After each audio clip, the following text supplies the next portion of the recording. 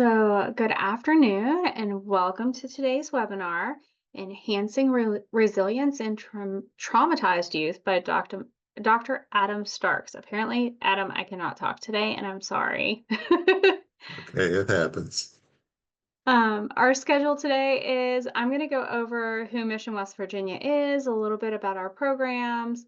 You're going to have a presentation by Adam, and then he will do a Q&A with you if you have any questions.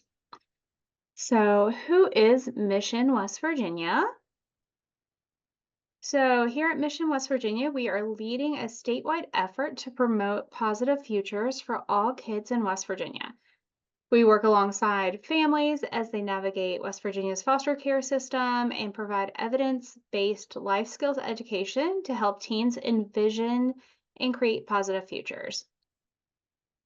And you can learn more about what we do at missionwv.org.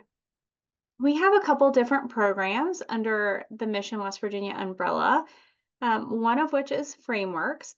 Frameworks provides support for those interested in foster care and kinship care, um, and they help people understand the system, provide information on placement agencies, and prepare them to make a meaningful difference in the life of a child. If you're interested in learning more about foster care or becoming a foster adoptive parent in West Virginia, you can give us a call at 866-CALL-MWV or visit our website to request information. The other main program that we have is Think. So Think stands for Teaching Health Instead of Nagging Kids, and we empower teens to make positive life choices through education, life skills, and coaching. And our program provides evidence-based and education and helps students we work with navigate the social emotional pressures that all teens face as they develop. Uh, this includes bullying, healthy relationships, healthy choices around drugs and alcohol, and pregnancy prevention. We deliver that program in partnership with schools and other program partners in approximately 20 counties within West Virginia. And it's vetted by district leaders, teachers, school boards, etc. We meet all state requirements for health. And it is, again, evidence-based curriculum, and it is proven to have a positive effect on preventing teen pregnancies, STIs, and other sexual risk behaviors. We also offer workshops like today. We hold workshops both virtually and in person. Most of our workshops are virtual. We can talk about talking to youth about sensitive or hard topics. We had a webinar on that last month. We can do hidden in plain sight presentations, trauma, sexual assault prevention, consent, teen dating and violence, and so much more. Today's webinar will offer social work CEUs. You will be getting 1.5 contact hours for today's webinar if you are a social worker and attending the live session. Live session attendance is required so that we can verify attendance and report back to the social work board. We do request that everybody fill out a survey that will be sent out via email, and I will also drop all this information in the chat log several times throughout the presentation. You will receive your certificates probably by Monday or Tuesday at the latest. If you do not receive a certificate by middle of next week, you can email me, and my email is on the bottom of the screen there. It's rwhite@missionwv.org, and I will also probably be the one sending out all the follow-up emails, so you can just hit reply to that. So this is Adam. Adam is an inspirational keynote speaker on various child welfare related topics, ranging from foster care to child mental health issues and trauma informed care. He's also an award-winning author of children's books. Love will find your home and love makes the world go around. Are those two different books, Adams? Yes, they are. Okay. Okay. And his autobiography, Broken Child, Mended Man. After aging out of the foster care system, Dr. Starks earned a bachelor's degree from Eastern Mennonite University. Is that correct? Got it. Yeah. Okay. And an MBA from Strayer University and a PhD in organizational leadership from Capella University. He's also the founder and CEO of MNDYRR Mender Mender, yep. and Mhm. a it's a supportive app that helps at Promise Youth. I like that term. At Promise Youth, access social services and mental wellness resources. He has a passion for child and family advocacy and serving his local school board in Barber County. And I'm just going to let you take it from there, Adam. Sounds good to me. All Thank right. you. I'm gonna go ahead and stop screen share and go off camera, but I'm here and I will monitor the chat log for you. All right, I appreciate that.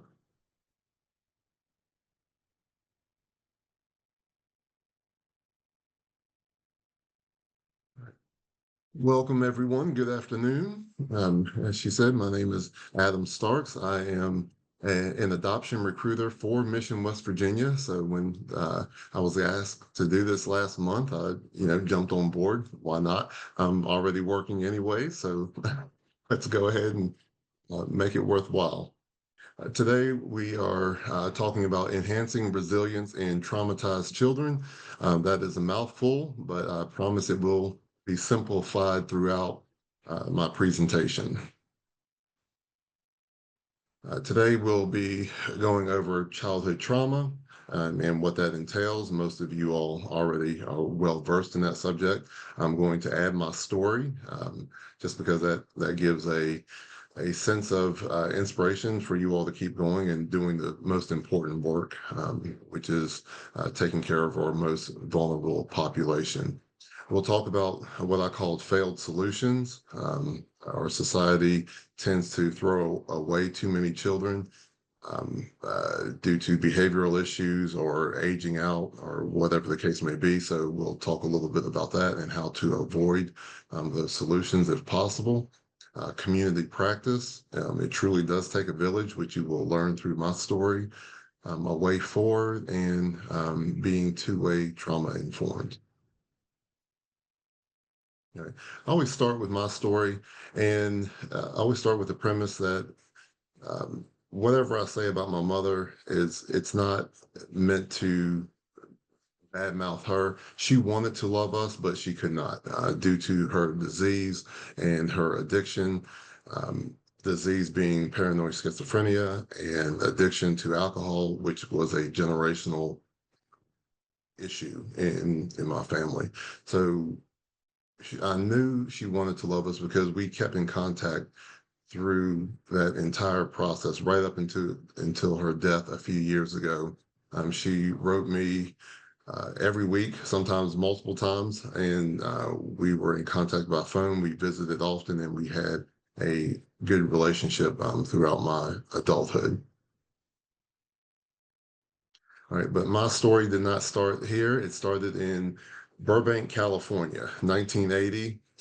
To a mother with a ninth grade education and in poverty. And so, right offhand, my chances of success and upward mobility in this country were not very good, right? And that's still an ongoing problem today. Um, our society tends to look at poverty as neglect instead of trying to give folks a hand up, which would likely solve a lot of the problems. And so we were I was born into poverty. We did have help out in California. We were in a high rise apartment. I had a sister, older sister. Yes, her name is Eve. So there's Adam and Eve. And then there was Christopher, which is not technically a biblical name, but my mother went with it because it had Christ. It started with Christ. And then my brother Noah. And so all of us were living in this tiny apartment. My mother had the dream of being a songwriter. She did have a little bit of success out in Detroit, but that kind of fell apart when she moved to California and started having children. So my sister ended up staying with her father, and had a very different life than the rest of us did. Although we both ended up with PhDs, her path was a lot simpler than mine. So I always tell her, hey, I can compete too, but maybe not on your level. But here I am. We're both doctors, give or take. That being said, she was my saving grace out there. Her and her father, all of my positive childhood memories from that time period stem from her hanging out with her at McDonald's and getting all of those little toys, the Hamburglar and Grimace and all that stuff. And her dad really just took me in for whatever reason he did. And my sister loved me dearly, and we had a great relationship. um, However, my mom was struggling. She struggled immensely out there with alcoholism. I remember Milwaukee's best cans being all over the place and stepping on them and cutting my foot and things of that nature. And my sister yelling at her to do better and take care of us. And it all spiraled downward to the point where we ended up losing that apartment. And I didn't find out until later on, but we had to move to Virginia, on the generational farm, which is still in the family today. But you talk about a culture shock. So imagine being in a high-rise apartment, sun shining every day, palm trees, concrete's everywhere, and now I'm on the farm. Uh, this farm was the bane of my existence, and going from the high-rise apartments and eating McDonald's every day to not knowing where my next meal was going to come from. There were chickens running all over the place chasing me. There were cows everywhere, which might as well have been dinosaurs. I mean, they were massive. I was terrified of these things, and I'm wondering why the chickens are running around and they're not on my plate as chicken nuggets. And so, I had a lot to figure out, and in a very short amount of time, because, like I said, we didn't know where our next meal was coming from. This home did not have electricity. We had an outhouse. Anyone who's ever had to use an outhouse, you know how painful that experience is. Uh, it's nothing you would wish on anyone. And so again, bane of my existence. I felt like when I was 6 years old, this thing was 2 miles away from the house.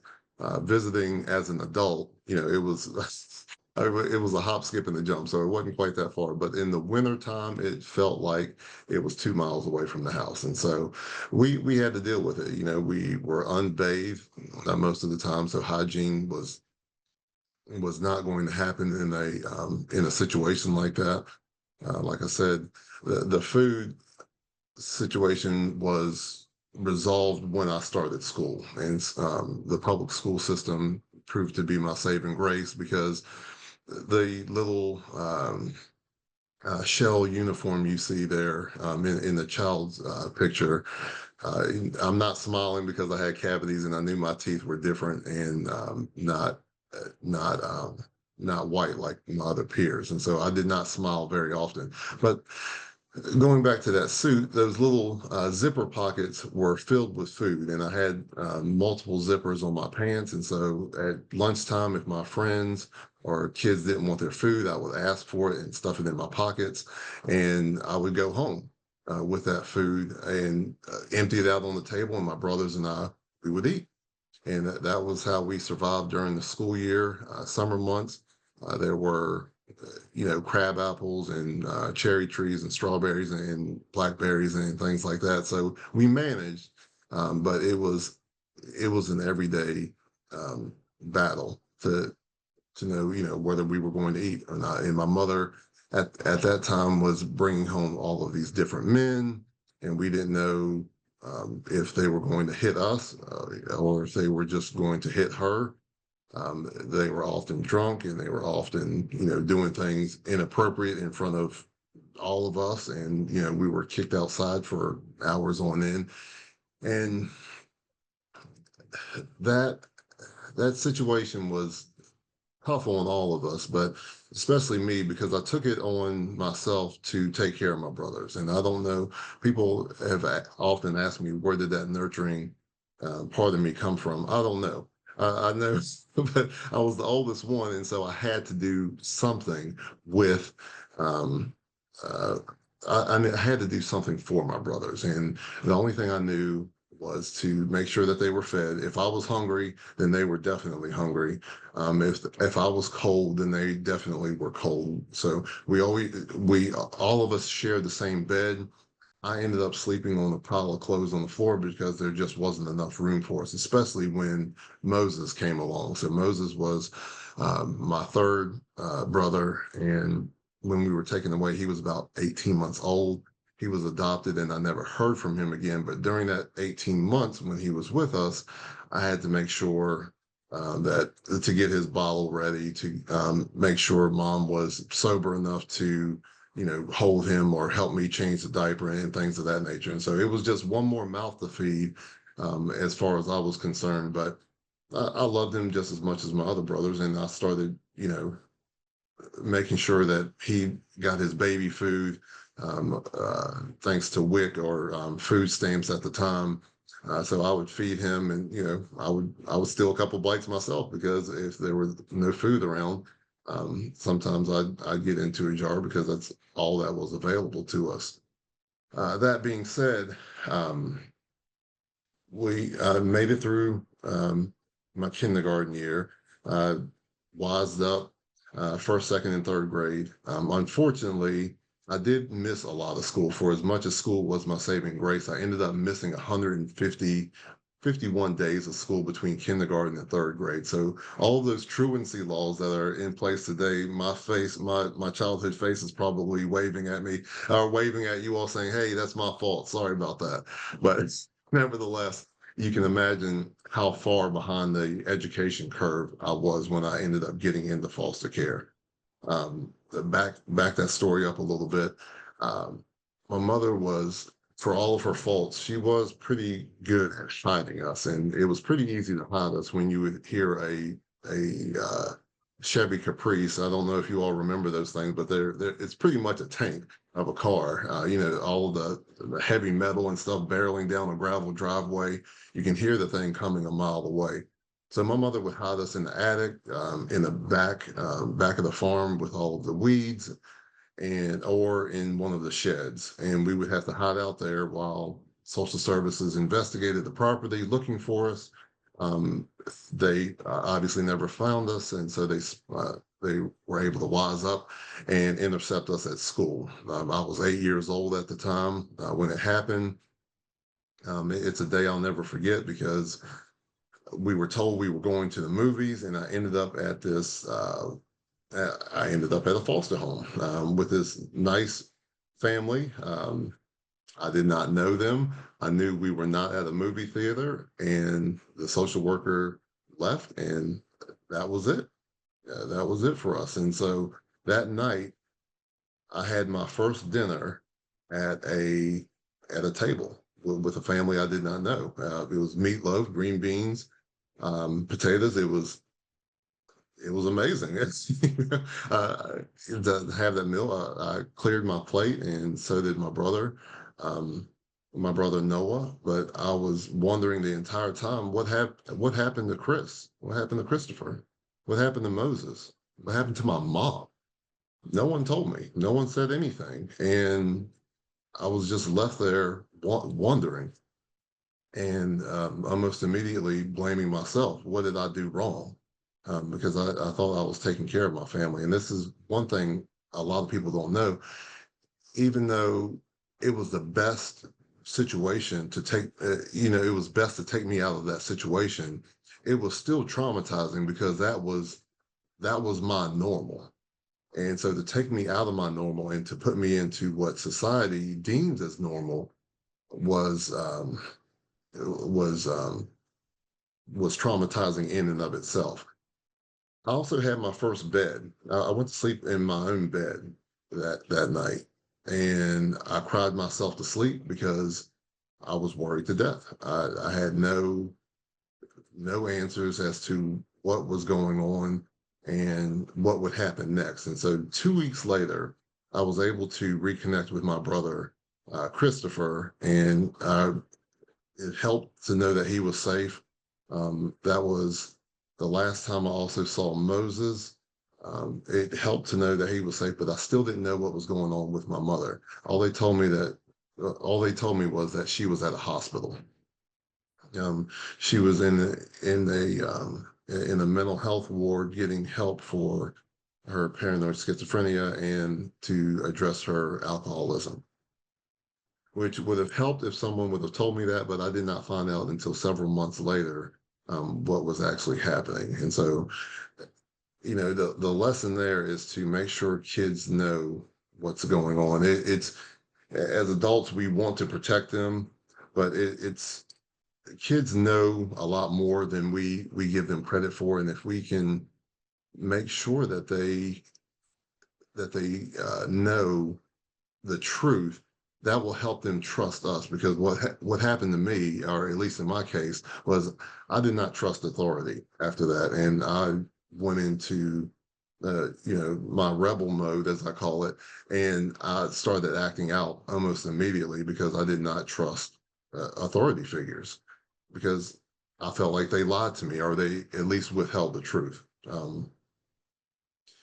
That being said, with this family, this was a white family, and so taking care of a black child, a black child with very nappy, unkempt hair, was going to be a challenge for them. There were no manuals at this time for how to take care of black hair or dealing with black culture or what have you. And so we were still in Rappahannock County, Virginia, which was my home community. And so I still had access to my friends in some sense of normalcy. However, being with his family, it came with its own set of adjustments. And so I had to learn how to play with their kids, and their kids were homeschooled. And so we were getting on the bus in the morning, and I didn't understand why they were not. But everything, whoops, everything worked out. Everything was fine until we moved. And so my fifth grade year, we moved to a neighboring county, Culpeper County, Virginia. And this was a predominantly black community. And moving on from a predominantly white community, it was another shock to the system. Now, when this family dressed me, I had off-brand tennis shoes. I was wearing Wrangler jeans.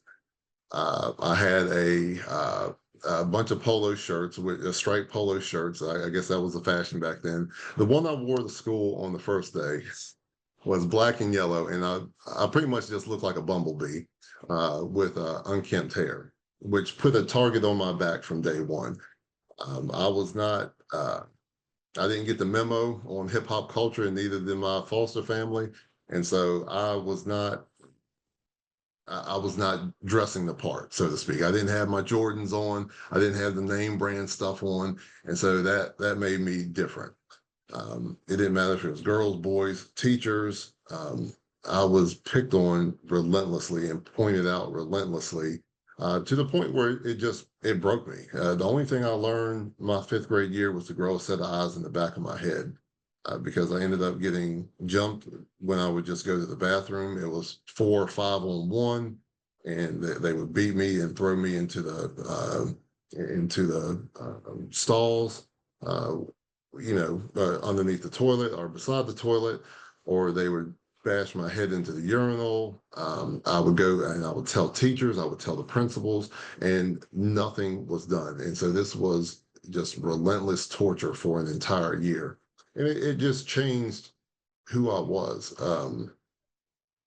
Because I knew while I knew I was different in Rappahannock County, it wasn't due to race or anything like that. It was mainly just because I was poor. I didn't have things that I saw that other kids had. But a lot of us were poor. And so we just kind of banded together and worked we just played with each other, and we weren't any different other than the color of my skin. Now, when I got here, I I developed this complex that I wasn't good enough, that I was ugly, that I was never going to uh, be accepted, and that does something to you. Nevertheless, services got a hold of that information, and they moved me in with a black family back to Rappahannock. Um, However, I did not deal with all the issues. I probably should have been in therapy or something like that. So I didn't deal with all of the issues that came with being bullied for that entire year, and still dealing with the realization that my family was never going to get back together. And I spent a lot of time blaming myself and trying to plan how to make that happen, how to get my family back together so everything would go back to normal. That being said, nothing nothing about this was normal. So even though I went to this, I was now in the place of a single black mother, um, and she got me up to speed on the proper haircut, the proper attire, name brand shoes, and all that stuff. It's all material, right? None of it matters in the grand scheme of things, and especially in a place like Rappahannock County.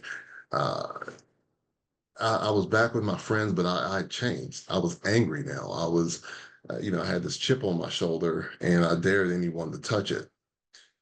I ended up finding or discovering writing and art as an outlet, and I used that as my escape. And going into sixth grade, I had just realized that I didn't know how to read. I mean, I was reading at a very low level, but I couldn't comprehend what I was reading. And so now that we're reading chapter books, that was a problem. Again, missing 51 days between kindergarten and third grade. I was already well behind the curve. Fifth grade was worthless in terms of my education. And so I'm terribly far behind. There are no remedial services in terms of what I needed at the time. And then there was algebra.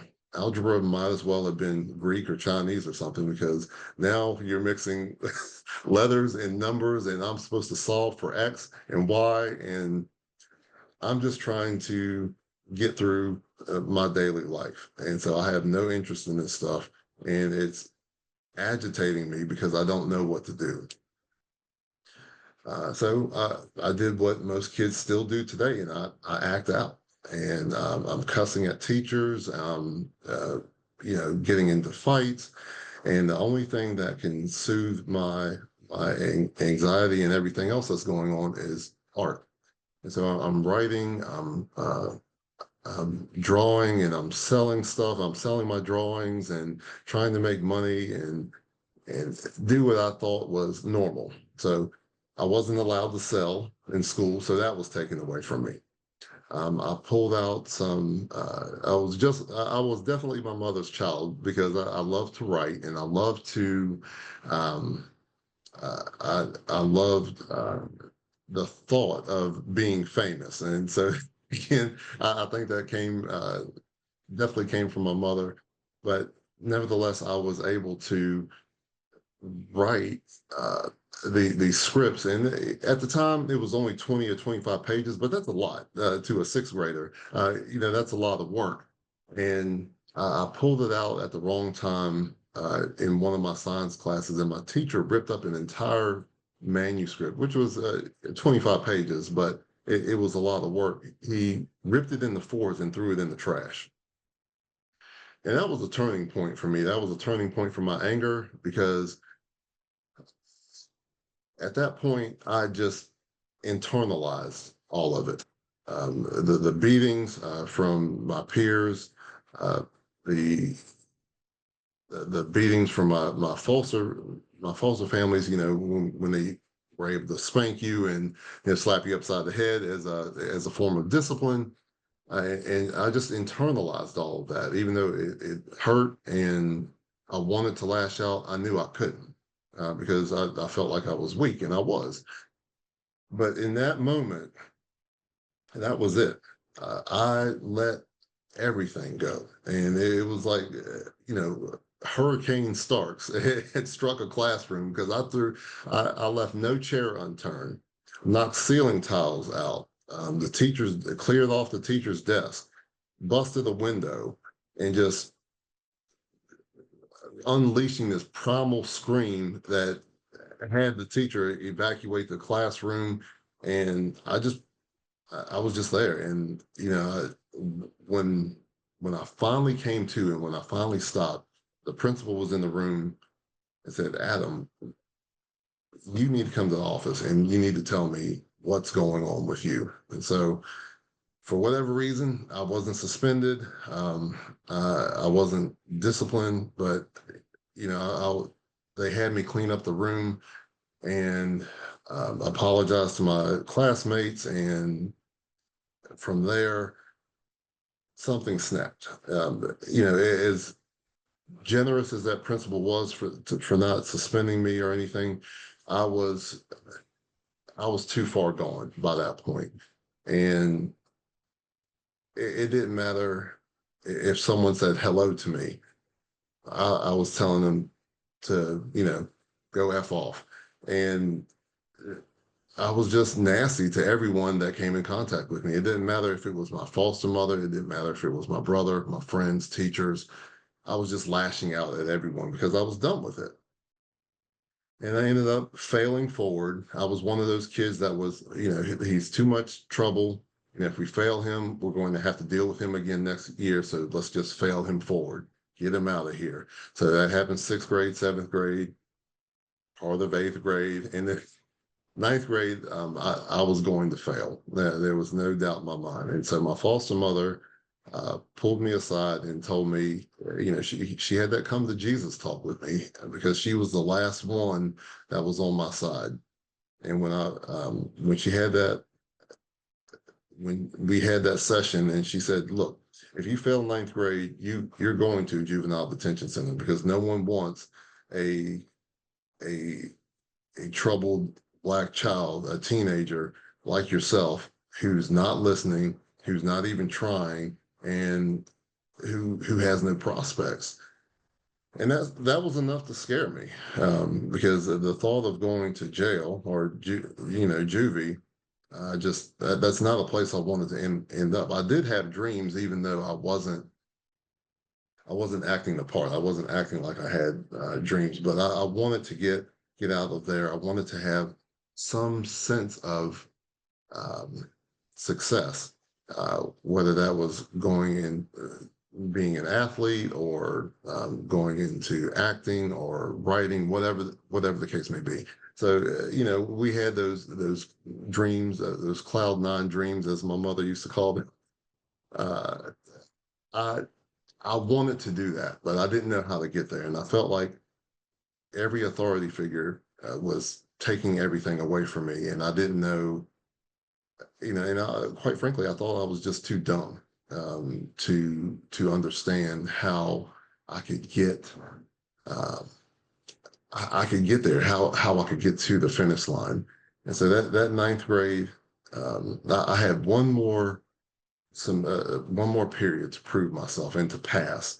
And I had all D's and F's with the exception of gym, which was straight A's across the board, which was my only outlet. But I ended up taking my books home and I started trying. I started trying to read. I started asking my friends questions about science and social studies, and how were they doing it? And started reading as much as I could and applying myself. And I ended up passing that ninth grade year by the skin of my teeth.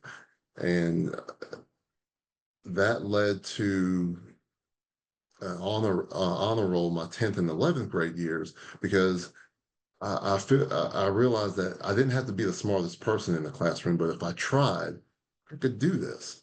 And that was able to sustain me all the way through my senior year, where I ran into geometry and chemistry, and so that that ended my honor roll streak, but I was able to pull off C's in both of those courses um, and graduate with my peers on time, more importantly. That being said, stepping back a little bit, I did discover track and field, which helped with my self-esteem tremendously because I finally found something that I was good at. Um, I was the anchor leg on the 4x1 and 4x4 teams, and we were winning thanks to my raw natural talent. I discovered the hurdles, the 110 and 300 hurdles, and I wasn't the best sprinter, but I was great at getting over hurdles, and so that was another talent that just came to me. And so my coach at the time said, "Adam, have you ever considered college?"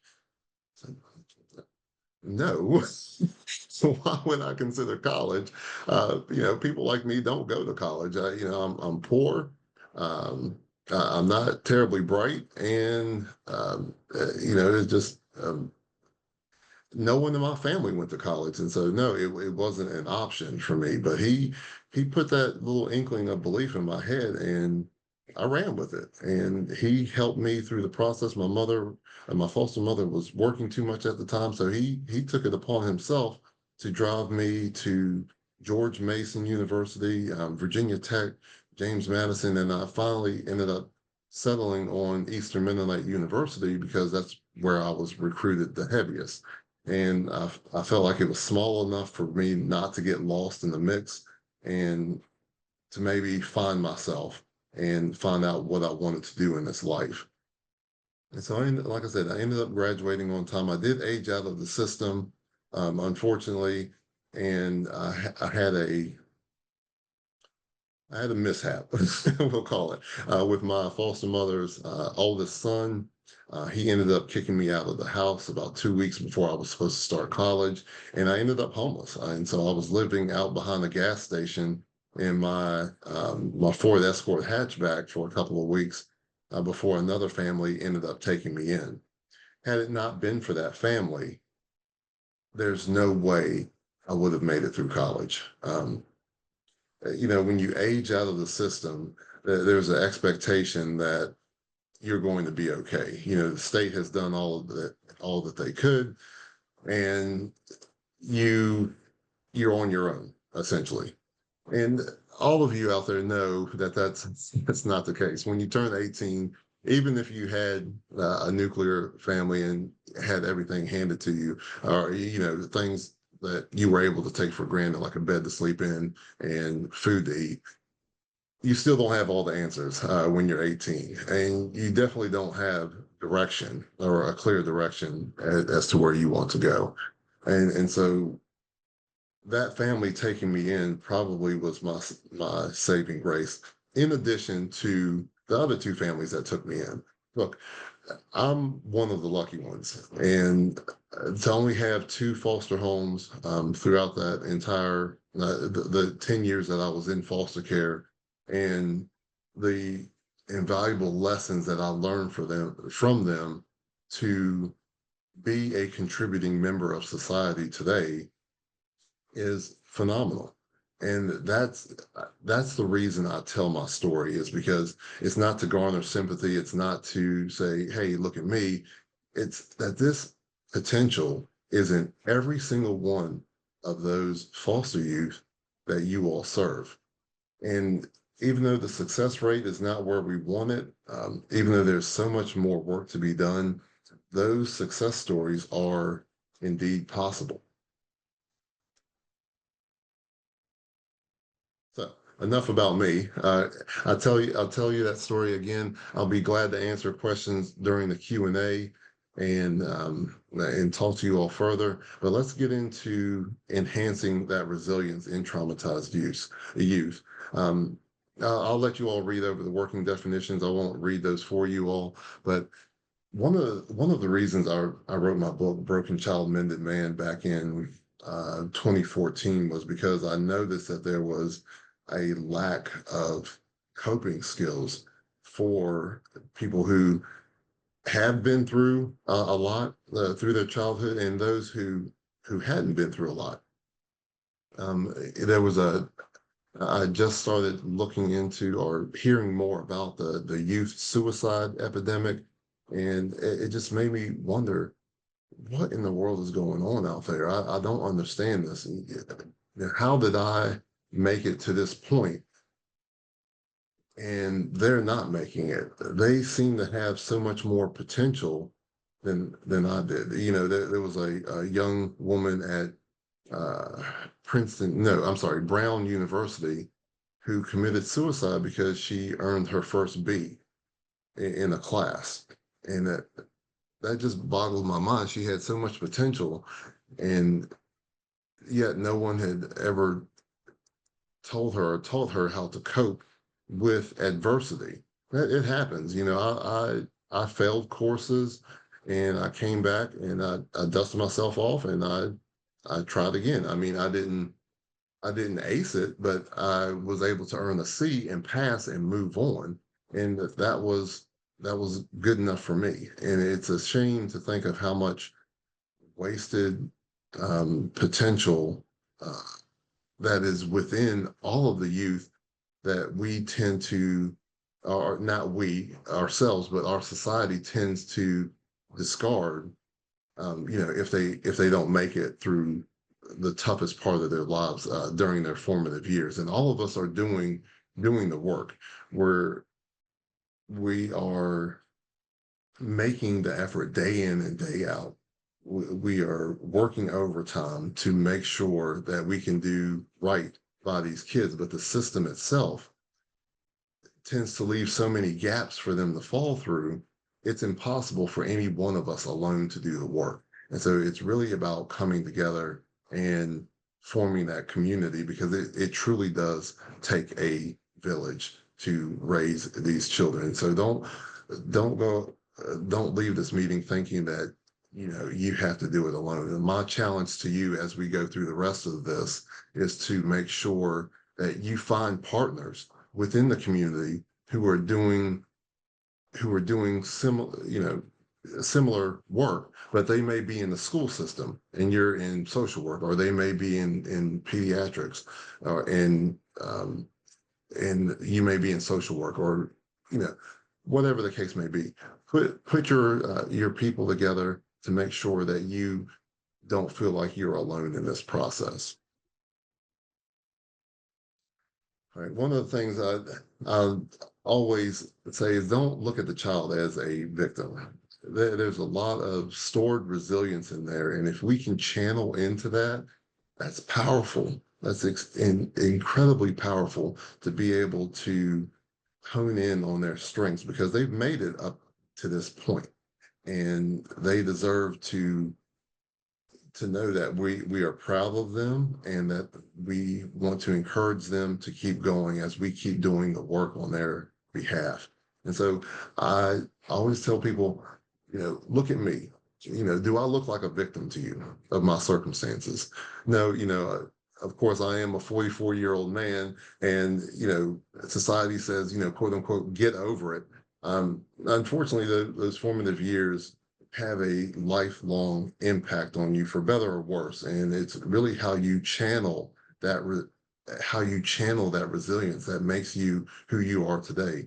There's nothing in my life that I would go back and change, because I'm proud of who I am today. And that's what I hope we can see long term in all of the children that we serve. So reimagine that trauma and look at them as someone capable of adapting to their circumstances. They're survivors, they're victors in this treacherous game we call life. All right, so post-traumatic growth. I love this phase because you can't go back and change what happened to you, but you can channel it into something positive and use that as strength, because life is hard. It is unfair to most of us. And we have to learn how to deal with that accordingly, and not give up just because it is hard. All right, the At Promise Child Trauma Spectrum. There's a variety of uh, situations that can happen in a child's life. For me, as tough as it was, I am grateful that I never had to go through trafficking or sexual abuse. And so I would put, you'll see this red line pop up. I'll put myself around there. This is not scientific. This is just something for you all to use for consideration, because you're going to see a variety of solutions that can help children cope, or you'll get coping mechanisms that will help children cope with what they have been through. So right about there is where I would place myself. Um, and just understand, with this spectrum, you're going to treat someone who has dealt with neglect differently than you treat someone who has dealt with being trafficked. They're going to need a lot more therapy and a lot more support throughout their lives to make sure that they can overcome those circumstances. All right, so failed solutions. I did talk about that in the agenda. Um, Juvenile imprisonment. Look, we can't save we can't save them all. And that's the unfortunate reality of the system that we're in. It's not because we don't have enough resources. I would argue is we don't have the willpower in terms of our politics and our resource allocation. We're the richest, most powerful nation in the world, and we have the most children in prison in the world. Think about the wasted potential. Think about the wasted opportunities to heal them and make sure that they become a contributing member of society. Because what we've done in this situation, unfortunately, is probably prepared them for prison later on in life. If they don't have the proper resources while they're in prison. And so if they're not getting educated, if they don't have access to therapy or medications, then they're suffering still, and they're not being rehabilitated these juvenile in these juvenile detention centers or programs. Over medication is another one. With foster youth, something. This has been an ongoing problem.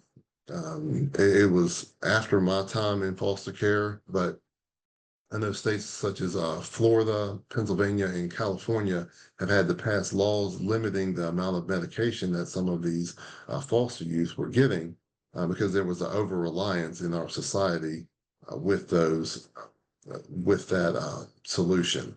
So we need to be extremely careful there. And then school instability. Switching schools causes delays, and there's a lack of remedial continuity when a foster child switches schools. And so, in essence, when they switch schools, it's a 6 month regression of their schooling. And so, are we setting them up for success when we have to put them in different homes? That situation can't be helped a lot of times, but this is a situation where we have to look at or reimagine their education to make sure that we can get them the remedial help that they need, so they're not slipping so far behind their peers. And then, of course, as I mentioned before, the systemic gaps. Everyone seems to be, when I say everyone, I mean uh, the systems in place. If you've heard of the social determinants of health, the systems that are in place leave a lot of opportunities for gaps. And so if you're a social worker, you may not have all the access to what's going on in their education. And if you're an educator, you may not have access to what's going on in their healthcare. And and as an educator, it's difficult to control what's going on externally. And unfortunately, schools get a lot of flack for students not performing, but in many areas in West Virginia, it's not their fault. The external factors impacting a child's ability to learn is something that society needs to come to the table, whether it's our politicians, whether it's the parents or foster parents, need to come to the table with the educators and make sure that we are doing right by these children. So community practice, again, like I said, getting out there and making sure that they have an outlet. And it's not always sports. For me, it was sports. I love track and field, and my children are involved in it, and I'm very proud that was their outlet as well. But we can look into other areas, such as chess, camps, whether it's a 4-H camp or something like that, or getting into agriculture, or one of the things I promote as a school board member is robotics.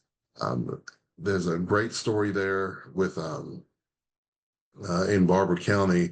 When I first joined the school board, there were so many naysayers and cynics that said, this isn't for, our kids, and this is too fancy or too advanced and things like that. I was just like, there's no way. There's no way that the kids here, just because they're in this zip code, don't have the same potential as any other youth in New York, Pittsburgh, or Chicago, wherever.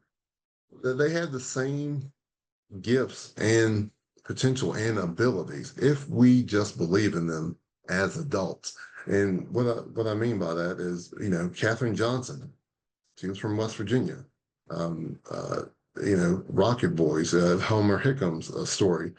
That's a West Virginia story. So the potential is here to do extraordinary things. And so this robotics team was able to compete with 32 other countries and 10,000 other youth just like them in Louisville, Kentucky.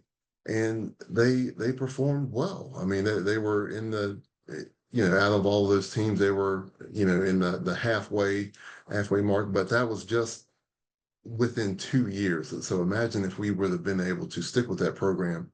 Unfortunately, COVID kind of killed the momentum. But if we were able to stick with that program, there's no doubt in my mind that there are children, in that small community that could do that.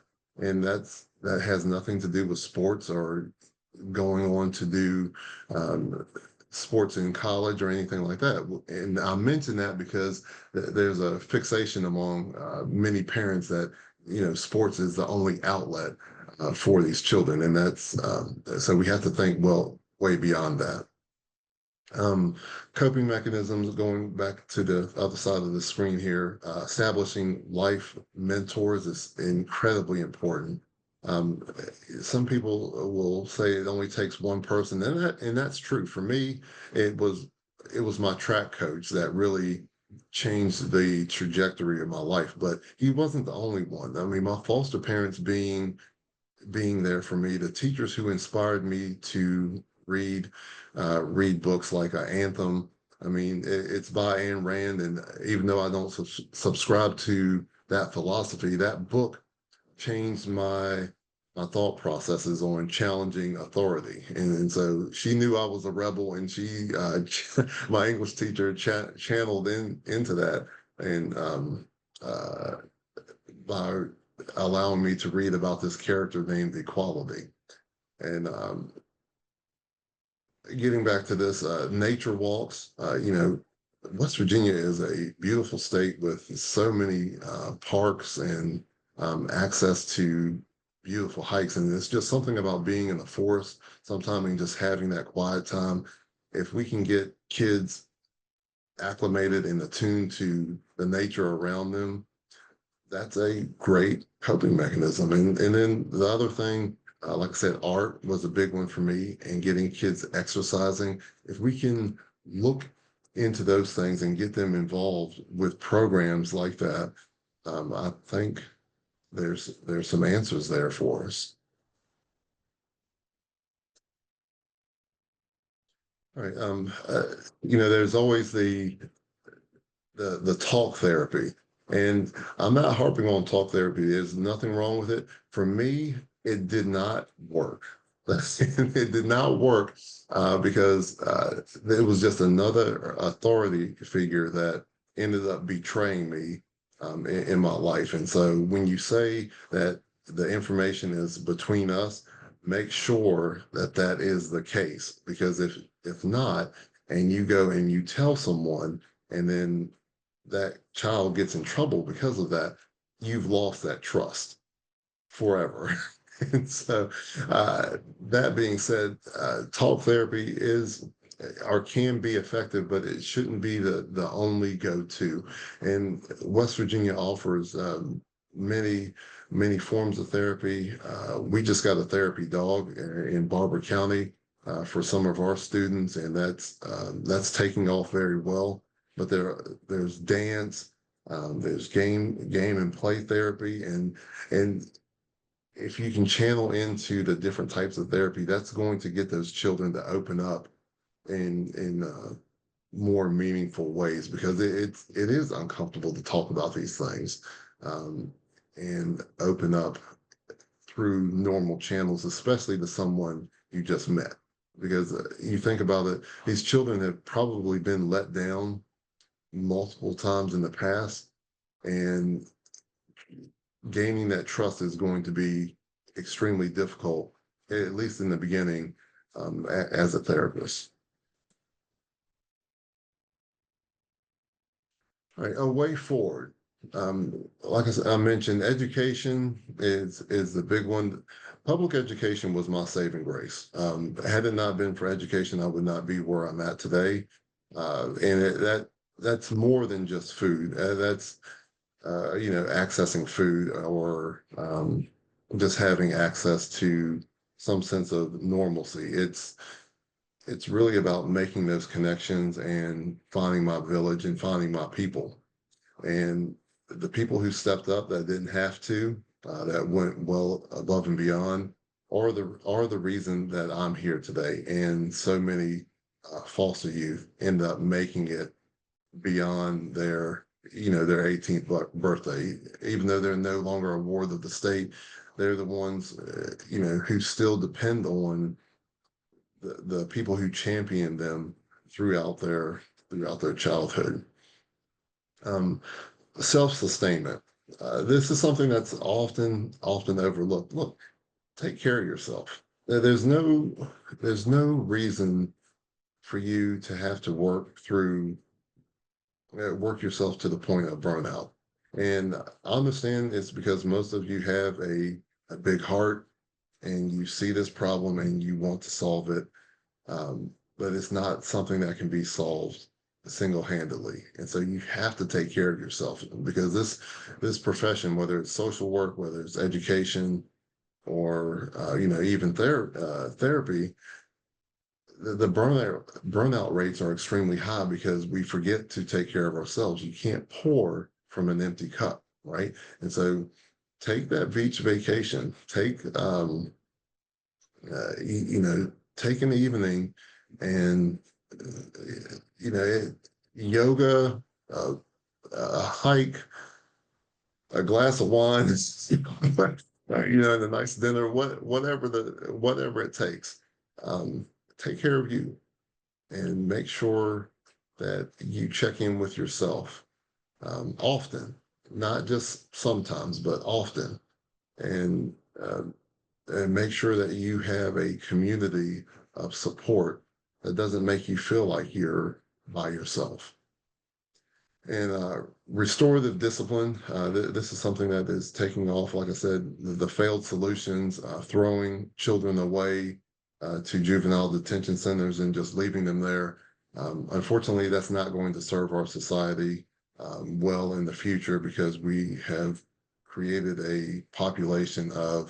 um, a population that won't be able to contribute positively in our society um, going forward. And so, looking at restorative ways to make sure that they know that they are still loved, but what they did was wrong, and the behavior and acting out the way that they did was wrong. There are alternative methods out there, and so I encourage all of you to look at that and be an advocate for that child that tends to get into trouble, because that could have been me. And had I ended up in a juvenile detention center, I would not be here speaking to you now. Um, so just something to keep in mind. Those children have a potential future if we give them that chance. Holistic communication, again, that, like I said, finding your community and finding your people within that community that can uh, pick up and close that gap where you cannot. Don't expect yourself to do everything. Reach out to people, whether it's in the school system, the pediatric community, or the institutions that serve in foster care. Let's bring all of that together under one umbrella instead of all of us doing our own thing and just trying to do the best we can with the resources that we have. The resources are there. We just have to put them together. And then again, self-care goes into the self-sustainment. All right, I think I timed that about right. Um, uh, Please, if you're in the foster care space, check out my books. Love Will Find Your Home is about children that have been through certain circumstances beyond their control, and they ended up in foster care, but they find this loving foster home. Love Makes the World Go Round is about those same children. It's a follow-up to Love Will Find Your Home, but it's a follow-up. Those children grow up and they become somebody, something that they dreamed about, and their foster parents and the loving community help them get to that point.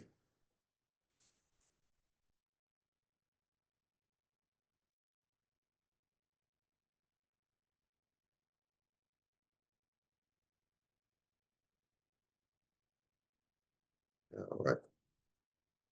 I am looking, and we didn't have a whole lot of questions come through the chat log. There was one question asking if we knew if there was a mentorship program in Morgantown. And if That's a so, great if there question. was a contact or anything, but I'm not sure myself. Cherie, I think that's how you said your name or say your name. I'll look at that tomorrow, and if we can find it, I will send that information out. Um, yeah, I don't see any other questions. If you have other questions, feel free to pop them in the chat. Someone would like to know more about Minder. Yeah. Minder, Yeah, you're sorry. fine. Yeah. So Mender is, no, you're fine. It's a complicated acronym. I am going to simplify it. But this is a project that I've been working on for a few years now. It's still in development. Um, so what happens is it brings the social determinants of health under one umbrella, and it helps communities communicate with each other. So social workers, um, teachers, pediatricians, and anyone involved in the child welfare space. It allows them to communicate with the family and the child to make sure that they can get the resources and services that they need. So what it does is effectively closes the gaps within each community. Based on my research, um, the resources are there, and like I alluded to in this presentation, it's just a matter of communication and finding each other. And so what I've done is I've partnered with findhelp.org, United Way, and I'm putting their apps, which aren't um, heavily used. They're great apps, but they're not heavily used. And so I'm putting them together under this umbrella with a chat bot that can help people determine their eligibility for services, and get help 24/7 when help's not available. So if a child or a family has a crisis at 2 a.m., this chatbot I named Mindy will come online and help them with certain coping mechanisms, and will even help them contact the right people within their community to address that problem as soon as possible. That's awesome because crises never happen 9 to No, 5. not during business hours. No. No. So that's Um, so that's where Mender comes into play. I'm changing it to uh, Mender, or yeah, Mender, but that name is trademarked, and so I'll probably use Mender AI or something like that. gotcha. And spelling it properly so people don't trip over it like they always do. Um, there have been several questions about a PowerPoint presentation. If we can get a copy of it, usually I grab a copy and then we just send it out later. Is that okay? Absolutely. Okay, Mhm. so we'll get that out to you. And then is Mender only for a specific location only, or is it for everywhere? No, it will. I still need to test it, beta and pilot test it, and I'm trying to find partners. So if any of you all are online, would like to help with that effort, I've tried and I keep trying to find partners, and so those efforts always fall through. And I may be trying to aim too high, so I've tried with WVU, Vandalia Health, Aetna, and the communication. I'm not sure where I'm messing up, or maybe they're messing up. I'd like to think the latter.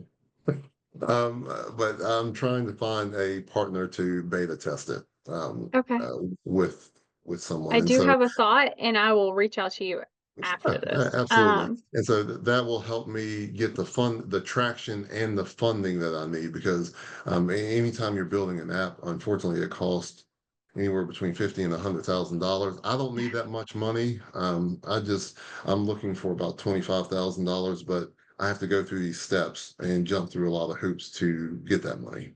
Yeah, they're crazy expensive. Yeah. Do you have any thoughts regarding teacher education of ACEs?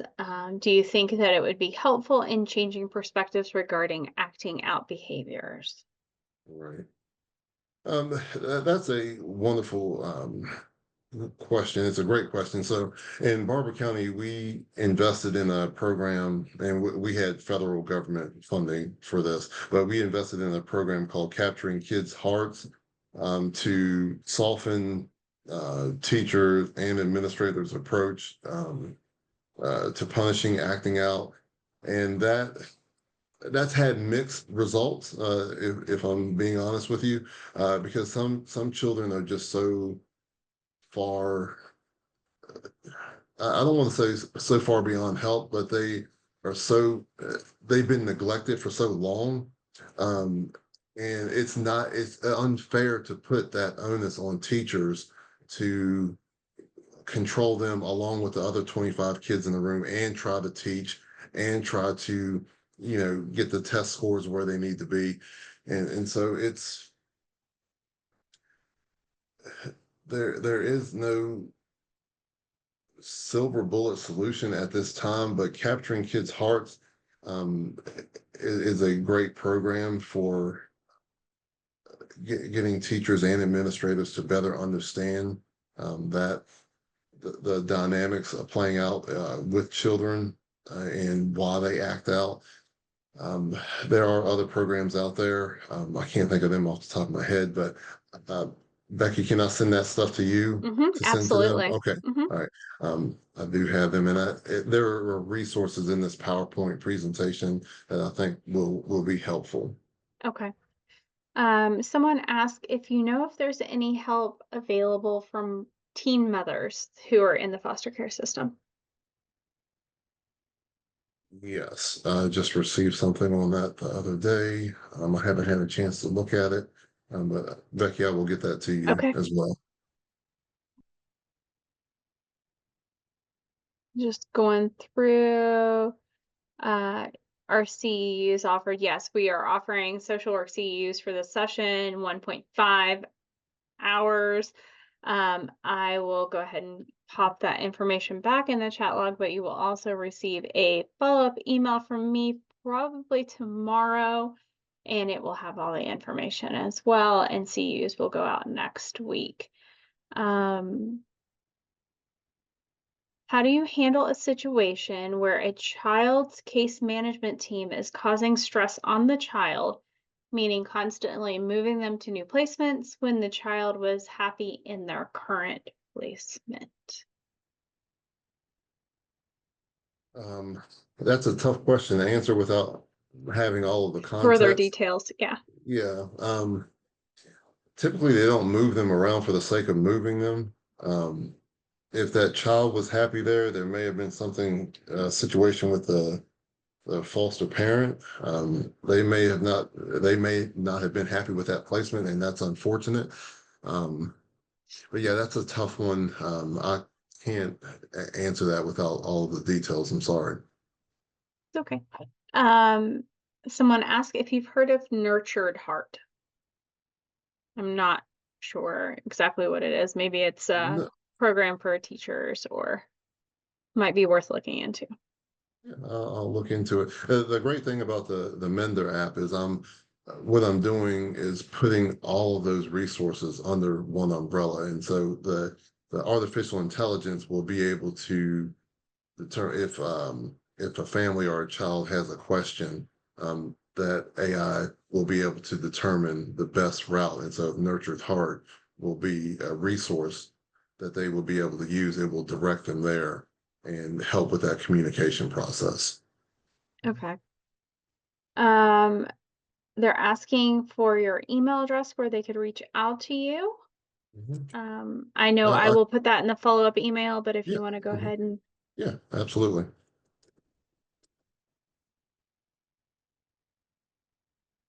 looks like Nurtured Heart is a parenting skills program promoted by many people. It's not evidence-based. Okay.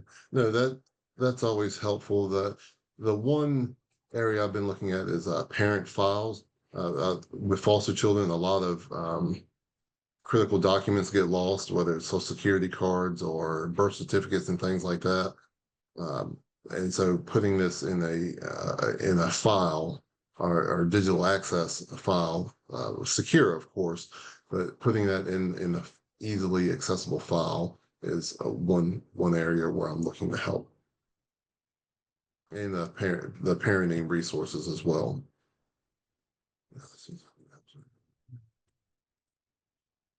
And I am dropping your email in the chat. It will also go out in our follow-up email for anyone who mentioned. Oh, We you dropped it just at the dropped same as time. Yeah. No, I yours stopped actually. typing and Yours just went to to the answer host it. and panelist, so I will copy that over since it has an additional email and put that in Mhm. there. For some reason, it starts us as panelist and host only being able to chat with each other, so you have to change that little drop down. Yeah. Um, okay. I don't see any further questions. Did you have any last comments before we say goodbye? Just a thank you for all of the work that you're doing. I know as an adoption recruiter, I get to see many of you and connect with many of you on a daily basis. You are doing the absolutely most important work, and I know it doesn't always feel like it, but you are making a difference in these child's lives, a positive difference. And I encourage you to keep going and keep reaching out to community and being a champion for our most vulnerable youth. Thank you. Actually, I lied. There's more questions. All right, They bring just, them on. We have um, 15 minutes, so I did yeah, we end a got a little few early. minutes. So But if yeah, you need to pop off, feel free to jump off. But how do you I'm here as long as handle, you need me. yeah, how do you handle the child's case management team? Oh, well, okay, that one's already been answered. And can you speak to the importance of simply having someone acknowledge your existence and worth? You did touch on it a little bit, but do you have anything further to add? I think I've run into two types of people when it comes to being involved in the child welfare space, and this is encompassing everything. There are people who will take one look at a child and say they're not going to make it, and they have very limited, if any, information, but they will take one look at it and say that they're not going to make it. This happened to me incredibly often, and it's sad. I had a guidance counselor that said college isn't for people of your background, and he took a look at this poor Black kid from Rappahannock County and said, no way. And this was a guidance counselor. His job was to encourage me Right. and inspire me. And he couldn't have been any further off the mark. And, and it's sad that you have people like this. And too often they are guidance counselors. That story has been, I've been on the speaker circuit for 8 years now, and that story has been told to me over 100 times, and it's always been a guidance counselor. And so I don't know how these people get into this space, but please find another area of of work than demotivating kids who just want their chance at upward mobility, life, liberty, and the pursuit of happiness, right? Yeah. And our childhood often determines who gets to experience that and who doesn't. And it often depends on which zip code you're in.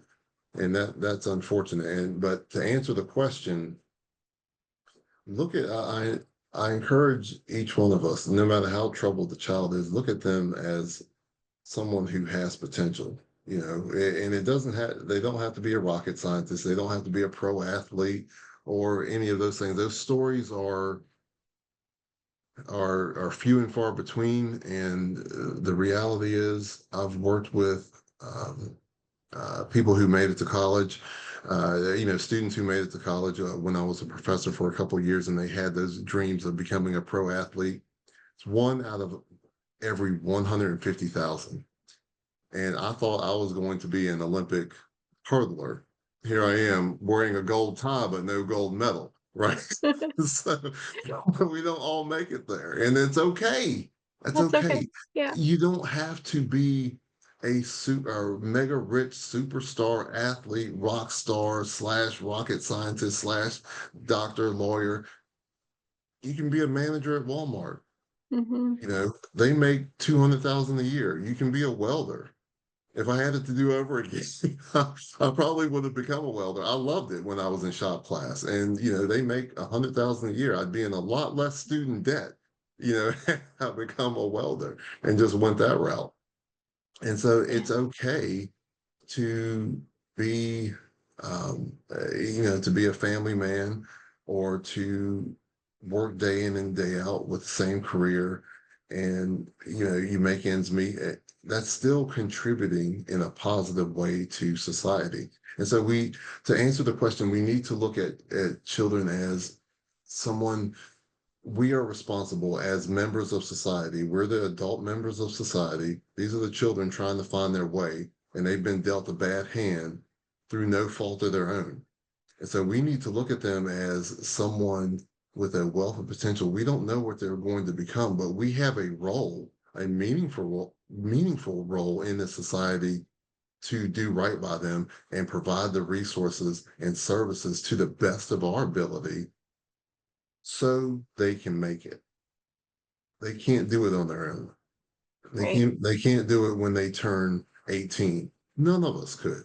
And so we need to we need to be empathetic. We need to be compassionate, and we need to exercise grace, because some of these children are, like I was often called. I was often, I was bad as hell, and I was. I was a hellion, most of the time. But my community and my family never gave up on me. And that's what made all the difference. I mean, they Mhm. could have, and my life trajectory would have been downward. That ninth grade year was my make or break. And studies show that ninth grade year, if a child drops out, their life trajectory tanks. That's just the way it is, and it's something about that ninth grade year. It's a do or die moment. You're at a crossroads, and your life situation at that point, and who you have around you determines whether you're going to make it or not. Had my foster mother not had that conversation with me, I probably wouldn't be here. And so it's just moments like that make the difference. And so you have to be that difference maker in their lives. Yeah. Can't achieve dreams that you don't have. Right. Exactly. Um, there are two questions in the chat regarding your family. One wants to know specifically if you ever were able to reunite with your brothers, and the other says just simply, do you still have contact with your biological family? Yeah, that's a great question. So, yeah, there's a yes and no component to that. Yes, for Noah and Christopher. No for Moses. I found Matthew, who was born after all of this. I found him on 23andMe. I'm uncertain as to whether I should reach out to him or not, just because I don't know. It's a weird situation just because Yeah, I don't want to disrupt his life. I mean, he's a right. 20 something. We didn't grow up together, and me reaching out to him could disrupt what he has going on right now in a negative way. I don't want that to happen, but it could also be positive. And so I Mhm. tend to overthink things. So I may reach out to him one day, but Moses, I was never able to get in contact with. I do know he was the only one of us that was adopted.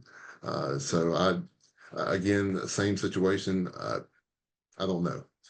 But Chris, I have, almost weekly contact with Chris and Noah, and then my sister Eve as well.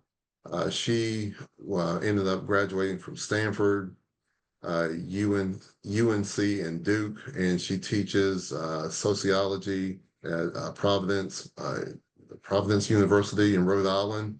And she's married to one of the heirs of Anheuser-Busch, so she's doing pretty well for herself.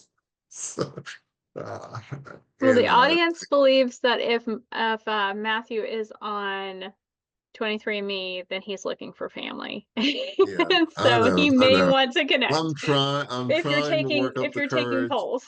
Yeah, yeah. There's a part of me that would love to get the family back together and do a reunion, and there's another part of me that's it's like, oh, am I ever going to get my life together enough to, make that happen? Gotcha. I think that was the last questions that we have. Everybody is grateful for you sharing your story and being Yeah, so open absolutely. and vulnerable. So, all Mhm. Absolutely. Anytime. right. I'm going to go ahead and drop the CU information one last time in the chat, and you guys are welcome to grab it. And I will save everything, send out follow-up emails tomorrow or Monday, depending on how the day shakes out tomorrow. So everybody have a good weekend, and you'll hear from us again soon. Thanks, All right, Adam. great. Yes, thank you for having me. Appreciate it. Have a good evening. You too. Bye bye.